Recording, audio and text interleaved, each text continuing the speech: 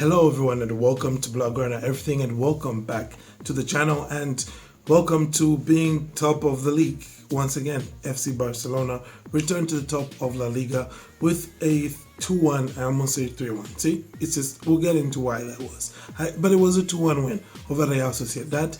Goals coming from Robert Lewandowski and Kounde, and I just have to say, with this one, honestly speaking, the man of the match was Pedri, deservedly. He got the man of the match.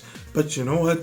I think it was a close run race for man of the match between Pedri and Alex Romero, because honestly speaking, the goalkeeper from Sociedad, this guy, okay, I'm pretty sure this guy prevented something like 3 or 4 clear-cut goals. Okay, I know it might not show from like the XG that Barca might not have had an XG of 4, which you might not think like, oh, that would have been 4 goals. But listen to me, okay, there was this one save that he made, which was like that crazy reflex after a deflection.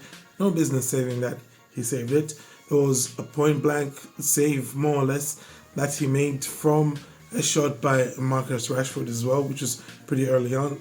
No chance, no business saving that, but he did. And there was just so many saves that Romero pulled off in this one.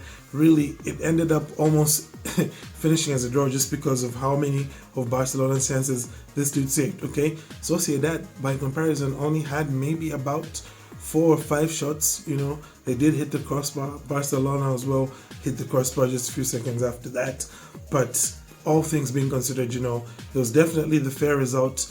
It was a lot like, I would say, the match against Oviedo, where, for some reason, these goalkeepers, they just, seem to turn into the peak version of themselves. And it's pretty telling because I think both Escandel and Ramiro are keepers who've haunted Barcelona in the past before, okay? We've seen Sociedad beat Barcelona off the back of brilliant performances from Ramiro just last season. That happened last season over at the Real Arena. So, there is that. But then generally speaking, for me, it's a question of why did Sociedad just suddenly remember how to play football today? Suddenly they were able to cut Barcelona open so many times, by the way, but they just didn't have the final ball in them, or the guy who the ball fell to just didn't have the shot on him. And I did feel a bit bad for Szczesny, because to come back into a match like this one when you've been off of the pace is pretty rough. It's much easier to come back against an Oviedo, a team that didn't really put much pressure on Barcelona in the in their defensive half. Anywho, it was a good win from Barcelona. Barca are most likely not going to beat the Lamine Yamal FC allegations, because guess what? He came on and literally within a minute of coming on, he created the winner for Lewandowski, and he could have very easily have added one of his own, I think, if not just for a very dodgy offside. Like, how sometimes you're like, I know there's automatic offside and I know there's VAR, but even with all of those things, it still didn't look like it was offside to me. You know what I mean? Anywho, Barcelona still got the win, very much what they needed to do, capitalizing on that Real Madrid, destruction job that Atletico de Madrid, committed yesterday. What did I say about Julian Alvarez? Hey, after Barcelona's match against Oviedo, I said, hey man, Julian, you scored a hat-trick just recently. Try doing that against Real, and he tried, He only managed 2 this time around, didn't get the hat-trick. But what about that second goal, right? The free kick, honestly speaking, I can already see this guy wearing Blaugrana. Laporta, do not mess this up. For Barca, of course, up next, we still have PSG coming now in midweek, and there were definitely a few, slightly concerning things that we saw here, which you think against a team like PSG, you're probably going to suffer a lot more. We're definitely, for starters, going to miss Joan Garcia, who picked up just, a nasty knee injury that required surgery. Just, between Oviedo and, what was that, Friday? He got injured and he's had the operation now, was successful.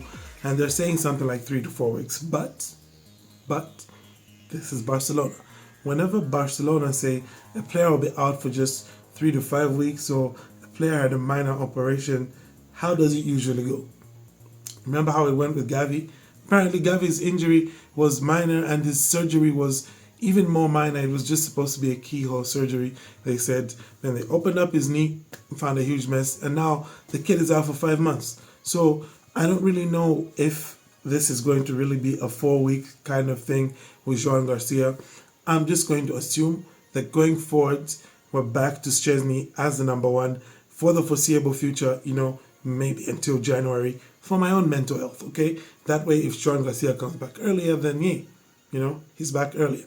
But it does make things very, very complicated against PSG because, you don't have Gavi, you don't have Rafinha, you don't have Fermin, you don't have Joan Garcia.